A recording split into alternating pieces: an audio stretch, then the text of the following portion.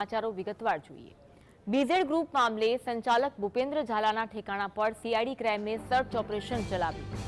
CID ક્રાઇમે Bhupendra ઝાલાના ગામ ઝાલાનગર ભૂખિયાડેરા ગામમાં તપાસ કરી।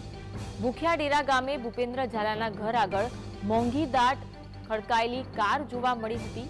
સીઆઈડી ક્રાઇમની ટીમે ઝાલાનગરમાંથી 3 કાર પણ કબજે કરાઈ છે। ત્રણેય વૈભવી કારને સીઆઈડી ક્રાઇમની ગાંધીનગર ઓફિસ લઈ જવાઈ। આ પહેલા સીઆઈડી ક્રાઇમે હિંમતનગર ગ્રોવમોર કેમ્પસમાં મોડી રાત સુધી સર્ચ ઓપરેશન હાથ ધર્યું હતું। સર્ચ ઓપરેશન બાદ દસ્તાવેજ સહિત મહત્વની વસ્તુઓ જપ્ત કરવામાં આવી હોવાની ચર્ચા છે।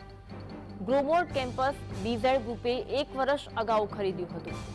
મૂળ માલિકોને નજીવી રકમ ચૂકવી હાથ અદ્ધર કરી દેવાયા હતા, જે બાદ નાણાં ન મળતા મૂળ માલિકોએ કેમ્પસ પર પરત કબજો કર્યો હતો। आज अंगे વધુ વાત કરીશું। સમાચાર રાકેશ ફોનલાઈન પર જોડાયા છે। રાકેશ, ભૂપેન્દ્રસિંહ ઝાલાના નિવાસ સ્થાને ત્યાંના ગામ સીઆઈડીની ટીમ પહોંચી હતી અને ત્યાં એક બાદ એક જે ખુલાસાઓ થઈ રહ્યા છે, મોંઘીદાટ કાર પણ જોવા મળી હતી, શું અપડેટ મળી રહી છે તપાસને લઈને?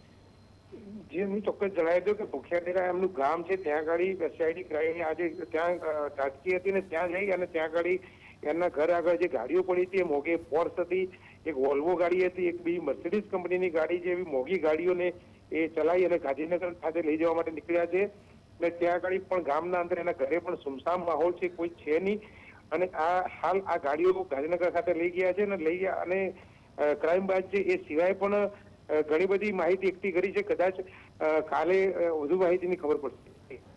આભાર રાકેશ, માહિતી આપવા માટે।